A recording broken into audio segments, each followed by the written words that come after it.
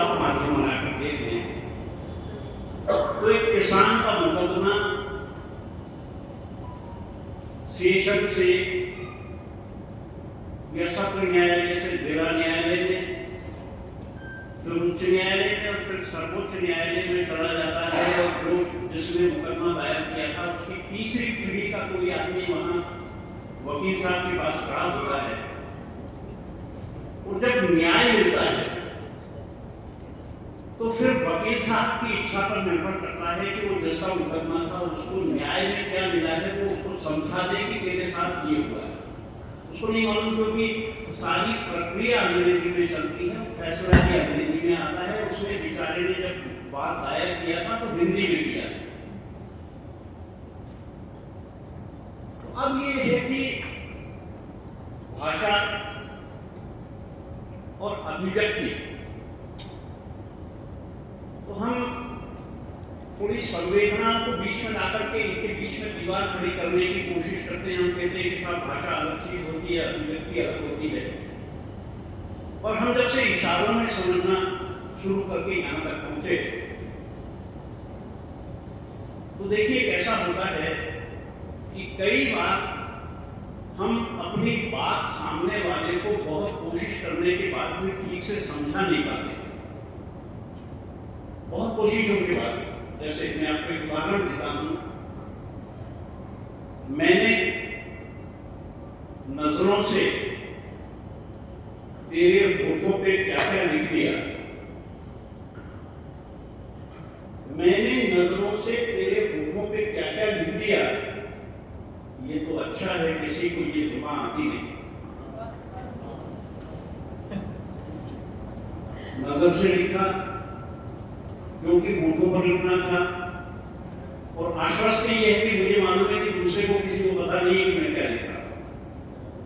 हिंदी के साथ यही सब कुछ हो रहा है, यही सब स्थितियां। सरकार की कुछ एजेंसियां भाषा के लिए काम करती है, उसमें एनसीईआरटी भी है और भाषा विकास समिति भी है। मैं बहुत सारी बात नहीं करूंगा, बिल्कुल संक्षेप में, लेकिन उस मुद्दे पर बात करना चाहता हूं जो मुद्दा मैं जानता हूं कि अंत तक नहीं आएगा, इसलिए मैं उसे लाना चाहता हूं। 50 साल पहले जिन्होंने हिंदी के प्राथमिक विद्यालयों में बैठ करके हिंदी का व्याकरण पढ़ा, तो उनको याद होगा कि हिंदी में हमारा जो जिसको हम अल्फाबेट में समझते हैं वो दरअसल 12 खड़ी है। 12 अक्षर जब पढ़े जाते हैं तो उसको 12 खड़ी कहते हैं। तो एक बिंदी होती है अनुस्वार, और उस अनुस्वार के लिए 12 खड़ी की सारी पंक्तियों के अंत में एक अक्षर होता था जो अनुस्वार का काम करता था। जैसे आप च छ ज झ ञ लिखे तो अंत में जो ञ है वो च छ ज झ वाले सारे वर्णों को किसी अनुस्वार वाले शब्द में जोड़ने के लिए, जैसे आप लिखना चाहते हैं संचय, तो संचय में च के पीछे वो ज जैसे आकार का एक य लगाया जाता था, तब संचय होता था। तो हमारी जो हिंदी विकास समिति है उसने दलील पेश की सरकार के सामने कि साहब हिंदी का जो पुराना व्याकरण है वो इतना जटिल है, इतना कठिन है कि बच्चों को लोगों को समझ में नहीं आता।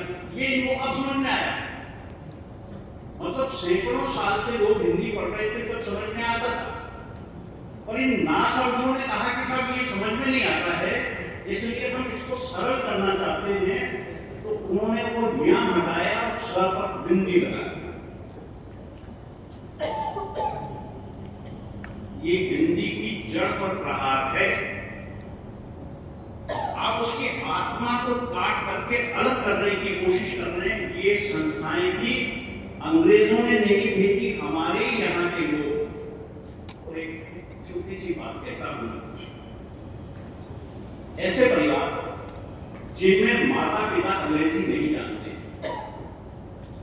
और उनके मन में एक भाव है कि कोई एक बच्चा जो स्कूल की ड्रेस के साथ टाई मांग के आता है, उस टाई वाले लड़के को वो माता पिता जो अंग्रेजी नहीं जानते वो बड़ी गलत के साथ साथ देखते हैं कि यार ये बहुत बड़े स्कूल का बच्चा है, उस लड़के को सिर्फ उस टाई ने बड़ा बना दिया। और ये अज्ञान उन माता पिता के भीतर तब से बिठाया गया है जब से उन्होंने यहाँ पहली बार एक नौकर तलाशने की कोशिश में हमको कामगार या एक बाबू या एक वेतनखोर, तो वो जो मानसिकता है वो अब तक भी इसलिए बरकरार है कि हमारे यहाँ सदन में बहस सुनिए तो हिंदी में बोलने वाले सारे सांसद और विधायक उन लोगों के सामने बहुत कमजोर दिखाई पड़ते हैं जो वहां सदन में अंग्रेजी में बहस करते हैं। बताना ये चाहता हूँ कि ये जो हिंदी के खिलाफ जो बीमारी पनप रही है वो इतनी मजबूत है अभी कि उससे लड़ना इतना आसान नहीं। अब सवाल बात का ये है कि हम अंत में इस नतीजे पर आते हैं कि साहब सरकारों की संकल्प शक्तियां कमजोर हो।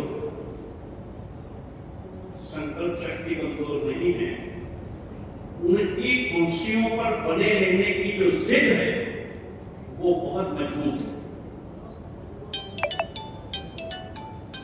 सरकारों की कुर्सियों पर बनी रहने की जिद, और यही वो कारण है कि जहां हिंदी को जिस प्रबलता के साथ समर्थन मिलना चाहिए वो नहीं मिलता है, और इसलिए ये सब कुछ चल रहा है। सरकारें बदलती हैं लेकिन अंग्रेजी की स्थिति नहीं बदलती, तो ये जिम्मेदारी हम लोगों की है।